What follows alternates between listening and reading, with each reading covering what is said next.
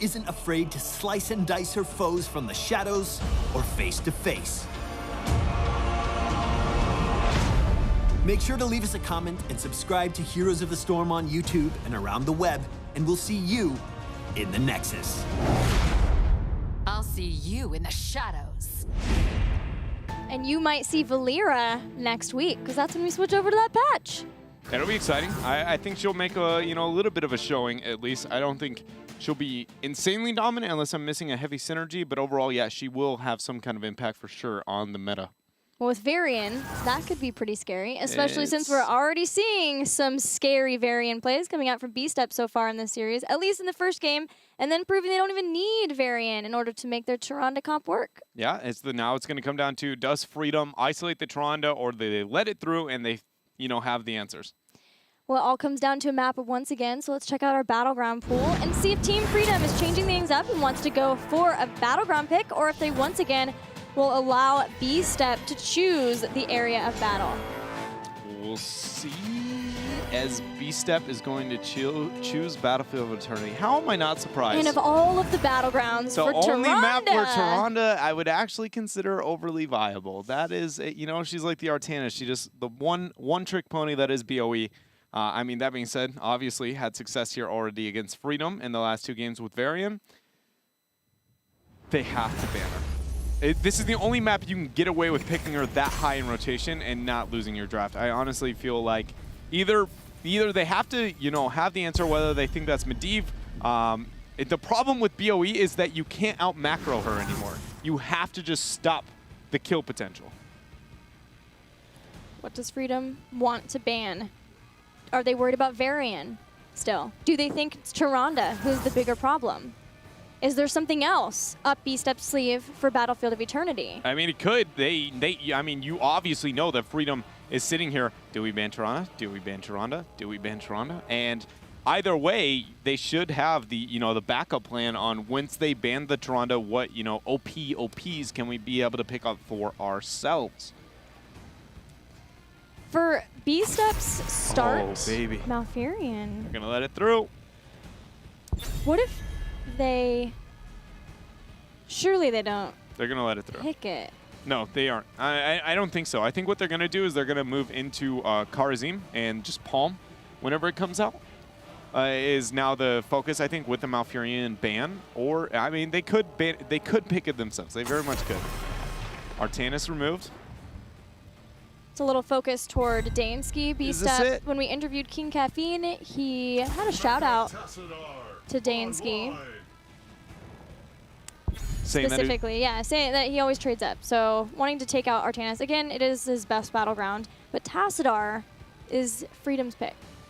It's going to be able to help a little bit with Tyrande if Tyrande gets picked. So is B-Step comfortable enough to pick it here before the second ban phase? Varian and Tyrande have made it through. If we see a version of it, I expect it to be with Varian. Not so much with the Murden. Oh man, this is... You can combo off of a lot of different things, though. Like even ETC. You can. Diablo. It comes down to... So Murden can do it at a range without risking himself. Also, he has a double gap closer in the sense that he can Dwarf Toss on top of Stormbolt's range. So that's why Murden's better than ETC. ETC risks his own positioning, and if you aren't successful, then ETC dies, and suddenly things kind of fall apart. And then every other warrior beyond that point is like, you can do it with Diablo, yes, but again, Diablo risks his positioning. Varian's just the most forgiving, not even considering the fact he just gets taunt. So suddenly that CC becomes that much longer. Yeah, you can chain CC himself, basically, and add to that Tyrande. So Vala and Varian were the choices. And Task Tracer snap locked in here for Freedom. Things are looking pretty good. Yeah. The taunt's going to be hard to be able to deal with if you are going to be the Tracer player here for Freedom. Now are they concerned?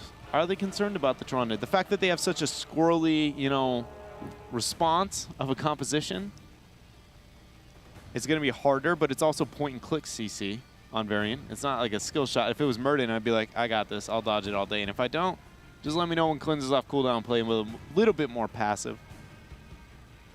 What do B-Step want to ban now that they see that a warrior's been chosen along with Varian? Something support-wise, playing off of the fact that Freedom has already banned Malfurion.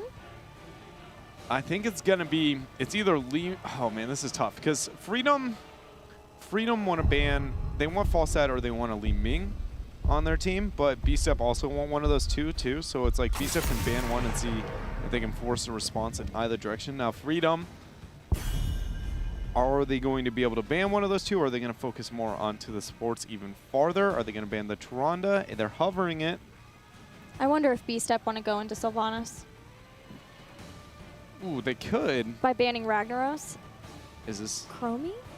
Oh. Because Tassadar. Nope, now they're just messing with us. I don't believe. I got the Tyrande for a moment, but, you know, Murky is not the answer. Murky, not even once, man. Not even once. It's just, oh, man, the Tyrande, is it worth the ban? I would let it through. I want to see Freedom let it through. But in fact, she has drawn the ban. So where does B-Step go? In their draft, now that they no longer have Tyrande available, they're into the Task Tracer. They have the nice answer that it's going to be the Varian, but who else is it going to be? I would like to see Falstad, maybe even over Li Ming in this scenario. That's a tough one, though, actually. And who will APM play? APM Rhaegar? should be, yeah, he can go Rhaegar or he can go with Karzim. True. Either one is going to be a solid choice for him. I think it's whatever, I don't know. It depends on what you want to build with your composition. I always think Rhaegar is the safe answer, always.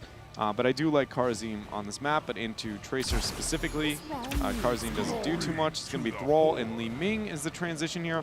The reason I like the idea of Falstad a little bit more is that it's one of the few heroes that can do okay with the matchup into Tracer.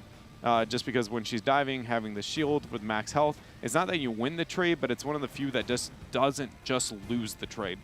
Whereas Li Ming, typically you see Seeker build, and the only way Li Ming can actually keep up with Tracer is if she runs Calamity build.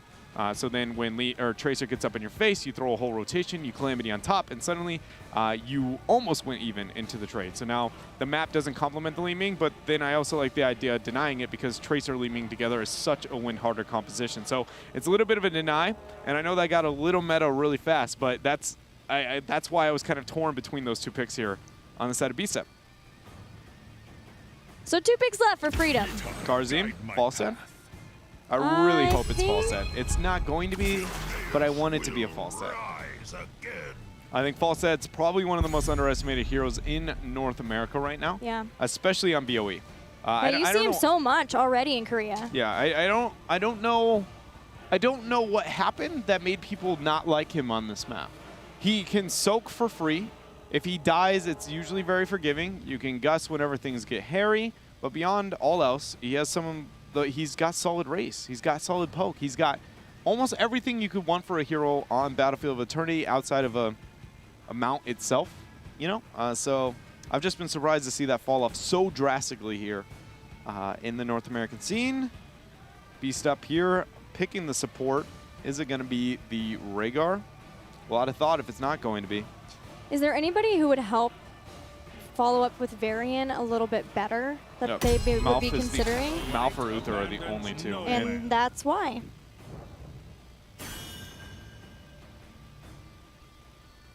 Okay. I'm trying to think the thought process here. Follow up to Varian. If you picked Uther solely for the follow up to Varian,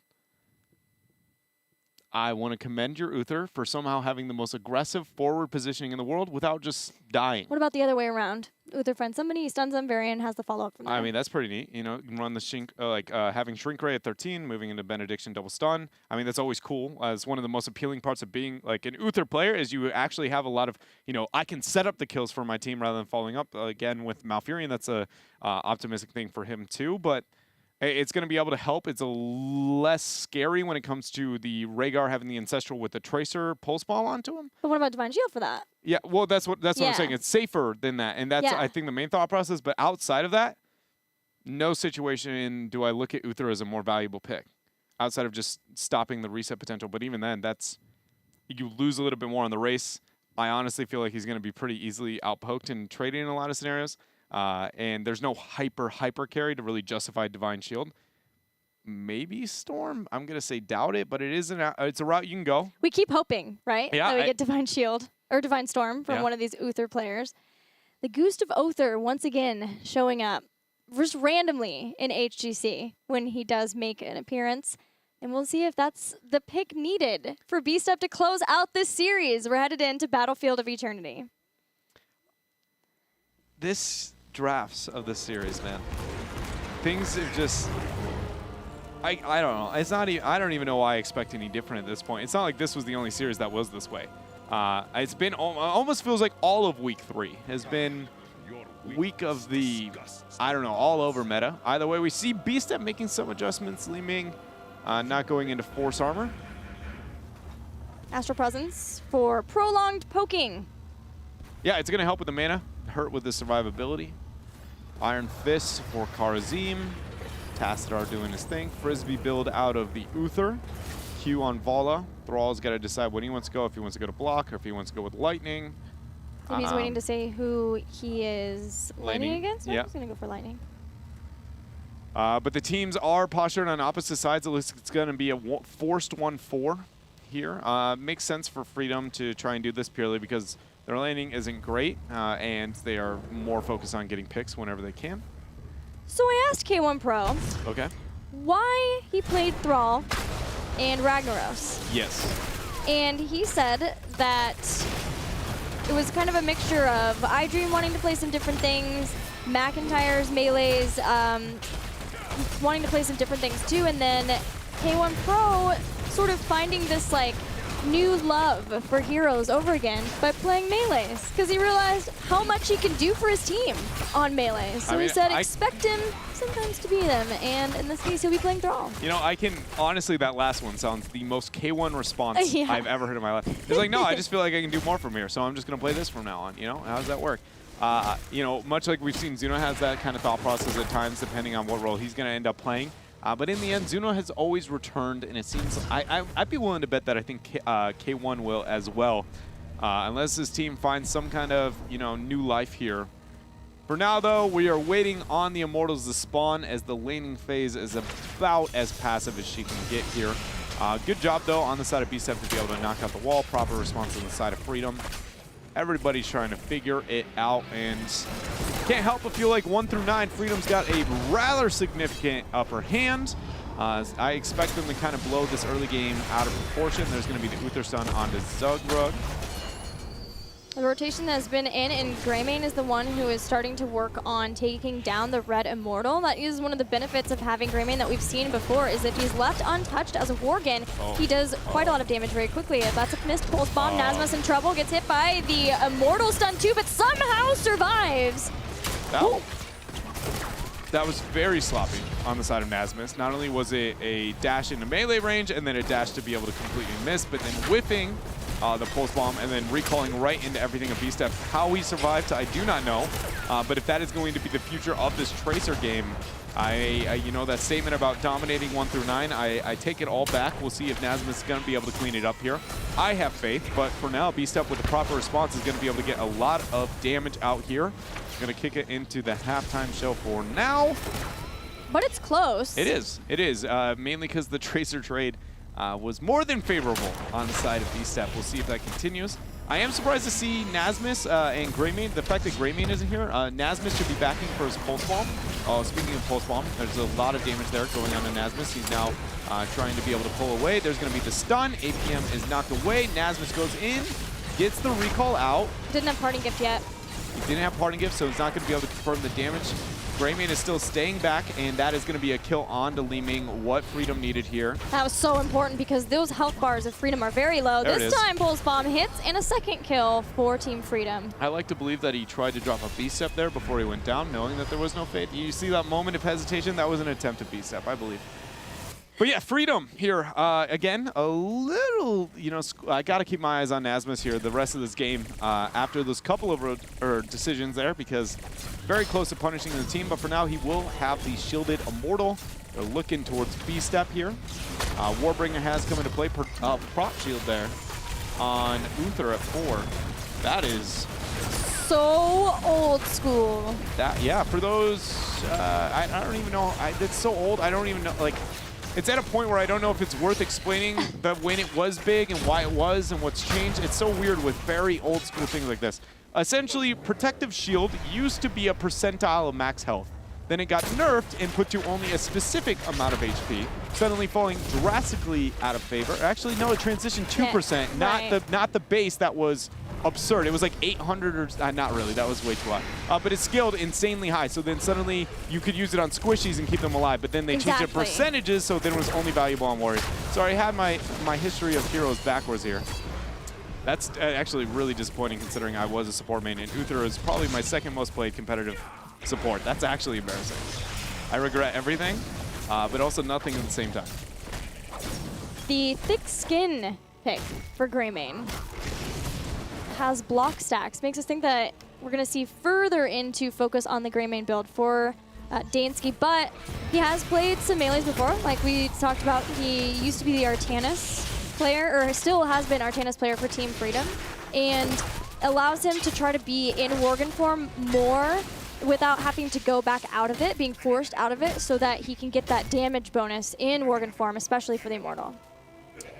And the Shaman camp here for B-Step, going towards top 7's not picked up yet. Nice little party shrub there for Freedom, as they're now pushing with their Shaman camp a little early from both sides. And now we'll see if the teams are going to be able to easily get the clear up there.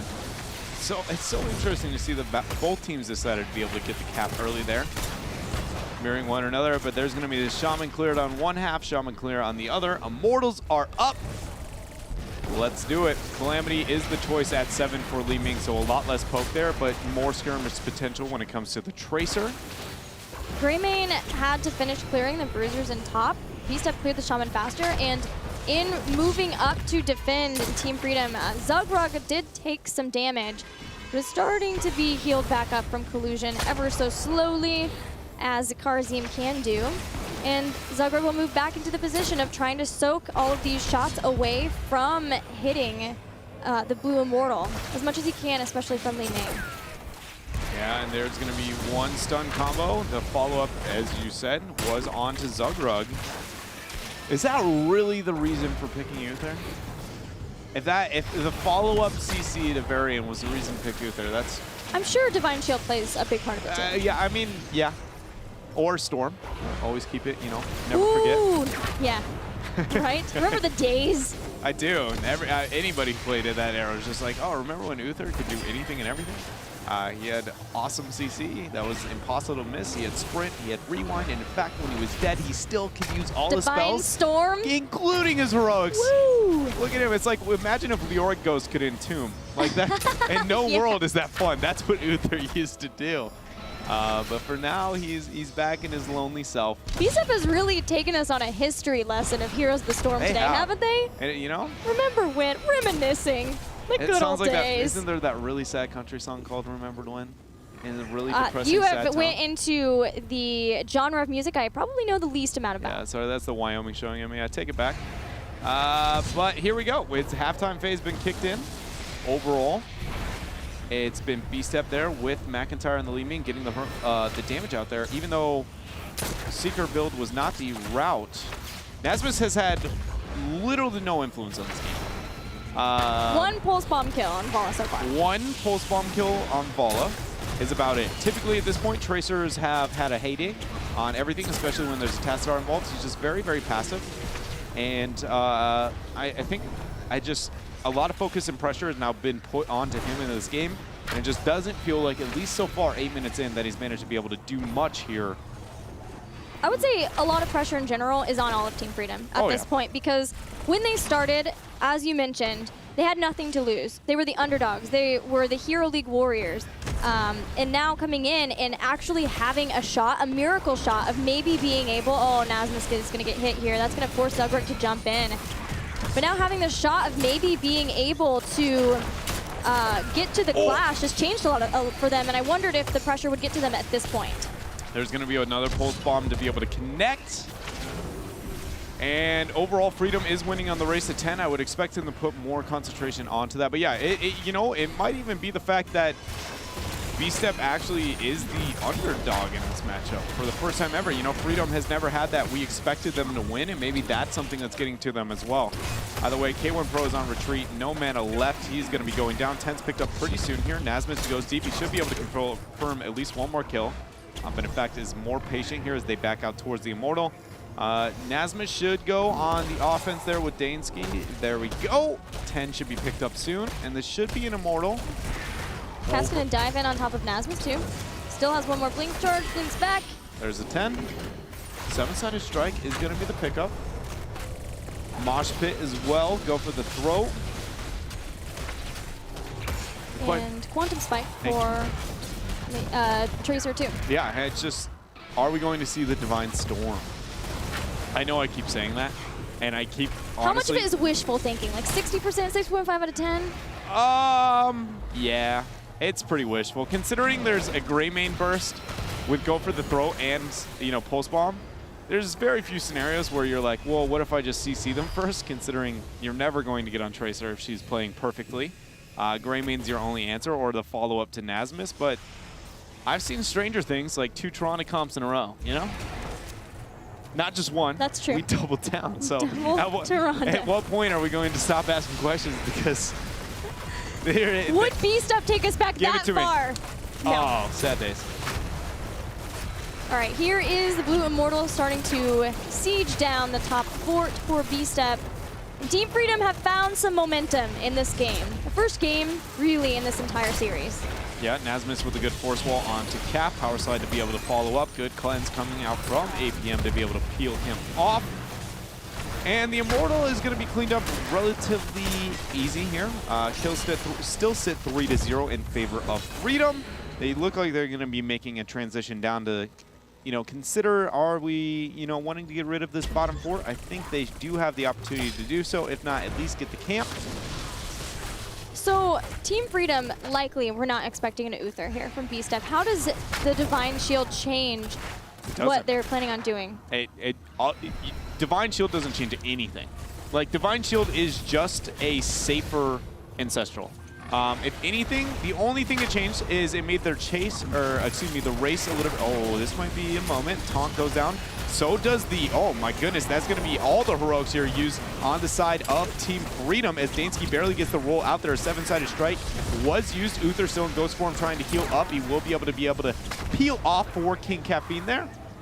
Probably the best person to be able to die if anybody on your team is going to be the case. But when looking at the Uther, so what does it change? The race is lower purely on the fact that you have no Rhaegar W to be able to put out damage onto the Immortals. But more than anything, it's just going to be that he has a stun. That you have to respect that. That's the only change that he really provides. His healing overall should be a little bit lower than Rhaegar, and the Divine Shield makes it easier to stop the Pulse Bomb, but the cooldown is still long enough on Divine Shield that it really doesn't make it that crazy. It's a 90-second cooldown. So it's not a concern at all to like try to bait it out and then use Pulse Bomb afterward, things like Mosh Pit? The same way you would like an Ancestral. All right. Right? It doesn't change compared to Rhaegar. The playstyle is going to be pretty close to the same. The only thing that does get a little bit scary is Shrink Ray double stun as the game moves on, but that's all on Nasmus, and it's not like it shouldn't hit. He should have enough control. That being said, though, he has been, you know, sloppy enough in the early parts where it is something I am worried about here for Freedom. In the back, Greymane doing his Greymane job. Cap's going to jump on top of Tastar, especially knowing that Tastar used Dimensional Shift fairly early on. Pulse Bomb hits K1 Pro and uses Wind Fury to get back, so that's down for a little while now. And nice to know for B-Step, but B-Step still don't have 13. They want to get into the game where they can start poking, but at this point, Team Freedom have zoned long enough that they can just move back, force the midway show, go back and clear if they need to, and do what they need to do to get this next Immortal. Yeah, they're in a totally comfortable position as K1 Pro now backing out for the Shamans. I am surprised at how little Nasmus is going to, you know, just get those autos to help his Pulse Bomb come off cooldown. 7-sided strike used.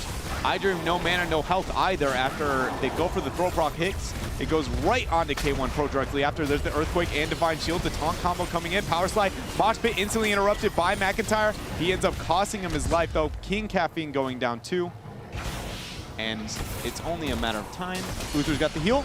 Oh, the buff. Not going to get the Frisbee there in time. So this is a lot of shields on this Immortal phase. Everybody dead for B-Step. Things are not looking good here. Going as planned for Freedom, though. Minus just, you know, again, I feel like there's not totally getting value out of the Tracer the way they could be, but it's not like B-Step is putting up enough of a, you know, fight to really kind of nitpick at it. Yeah, Freedom need to take this lead and run with it. Continue this momentum through this game and into further games, if they can win that one too. B-Step are nearly to 13 for the defense. There is no forward gate. Just one tower remaining, and Freedom will be very, very happy to get a keep here, maybe a couple of picks if things go right, and with the shielded Immortal, maybe win the game off of it. It's going to be hard, though. There's a lot of poke from B-Step here. Yeah, shielding is sitting a half onto the Immortal as it looks towards the keep. Keep now falling below the 75 threshold. There's going to be the power slide onto Caffeine. 7-side strike. Pulse bomb is going to land. He is, in fact, okay. There's the follow-up stun from Uther onto Dansky. He's going to be able to E right on out of there. Tracer trying to get the poke there with Nazmus. He's sitting at full health, but that was enough for Team Freedom to just not want to go any farther, risk anything else. They're going to back out with their 16, look towards top game. He set up in a position to grab that as soon as the Immortal goes down. And now 16 to 13, the golden place to be for Team Freedom. B-Step, what are they looking at now? Just trying to get 16 the same? It's going to be hard to get there. Yeah, it's got to be looking for picks. They have one of the better pick compositions with Uther, with now Shrink Ray, and then having the fact that they have the taunt. They have a lot of really good tools, solid burst from Li Ming, so it's just going to be looking for their picks to be able to catch up to that 16. And the best answer is going to be catching Freedom somewhere in transition between the two lanes. It's going to be tough, though. I don't think they're going to be given much leeway here. Freedom's going for that sneaky snake invasion. Do you see Glass Cannon on Li Ming? Okay. Bold. That's bold move. No force armor. And then, oh man, that is... I can't help but disagree with it purely based on the fact that you can make the argument, well, we have Divine Shield, but Divine Shield's got to be used to save somebody else other than Li Ming. She's asking to get Tracer. Yeah, every fight, they've needed about 3 Divine Shields to survive. Yeah, that's, you know, the route there. Good heal and dash there. Going to force the cleanse from onto King Calf. So APM's not going to have that resource available for another couple of seconds here. Immortal spawning, 20 seconds. 16 nowhere in sight for B-Step. They're going to have to back out and clear. Wait for halftime phase, then maybe start the fight. Best bet is going to be 15 into 16. Insomnia showing up, saying, hey, I see you, taking this. If you could scare B-Step away, that'd be great. But B-Step don't take the bait. Both sides grabbing their Shaman Camp for this Immortal phase. B-Step, no keep in top, half a keep left in bottom to stop this Immortal. They got to stop it before that. There is one thing that I would like to see from B-Step that might be able to help, and that's APM needs to die after D-Shield's used. It will at least stop from being a 5-0 wipe. It'll only be losing a couple. Pulse Bomb actually missing. That's huge. The stun combo forcing the cleanse there. The root combo, this is looking ugly for Freedom. Cleansing Touch got ETC out of a stun into another stun. That was a nice C there by Uther APM. But thankfully Collusion got ETC out in time. And now B-Step have free reign of the center of the map, but still no 16 and Shaman Camp ever marching forward to their bottom keep. Slowly will be able to confirm the keep. Nobody on B-Step, never mind. Thrall is now backing out. Calf goes in there for the combo cleanse, comes out, parting gets dropped by Nazmus. They are going to be looking to get the damage out, and Thrall's not there, so this should be free. 16 still not available. Taunt combo, power slide as well. Cleanse again from APM. Knockback used. Halftime show not kicked into play. Shaman Camp was not cleared, but the keep did end up falling, and it won't do any core damage. So this actually is not necessarily on the side of K1 Pro, but it will help with their experience towards 16. ETC picked up Showstopper at 16, trying to make sure he can stay alive through the damage that is now very high coming out from B-Step's 3 damage dealers. Vala, Li Ming, Thrall. Making sure that Collusion can focus his healing as necessary to keep both Dansky and Nazmus up. Trying very hard to get halftime. That will be done. Zugrug can now back off, and Team Freedom have made it through this easier to defend location for B-Step. Yeah, they're so very close to be able to make this play, but they're not at 16 quite yet, but they're going for it. There's going to be the damage there. Nasmus going right onto iDream. He's going to have a walk away. Caffeine, though, already dead. Divine Shield is available. Go for the throw. Got the reset. It's going to be used once more. Dansky dashes right out, dodges the hungering arrow. It turns out we have a lot of arrows in Heroes. We do. Black arrows, too. I'm happy to help out. You would snap drop another arrow. Just on top of that, we have more. But yeah, so this is about to be a green arrow for Freedom. Right to the core of B-Step. Not very many tools to be able to stop this game from going over. They did manage to get 16. Is this the moment where we get the Benediction double stun dream? Tracer's never met her match. This.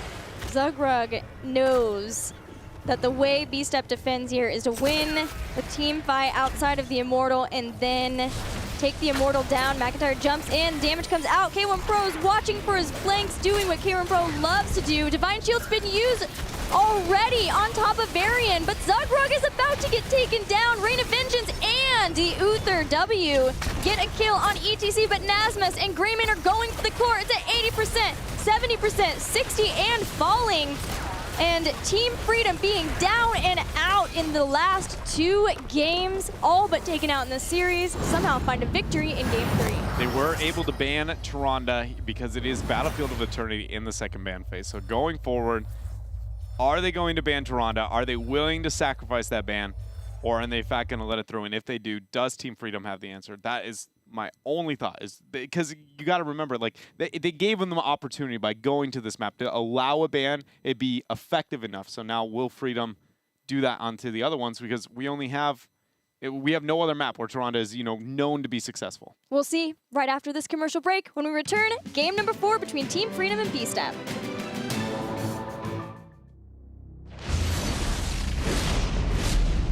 Behold Ragnaros! As the Lord of Azeroth's fire elementals, Ragnaros desires nothing more than to burn the world to ash. Under the command of the old gods, he waged a war against the Titans eons ago and was banished to the Firelands after his defeat.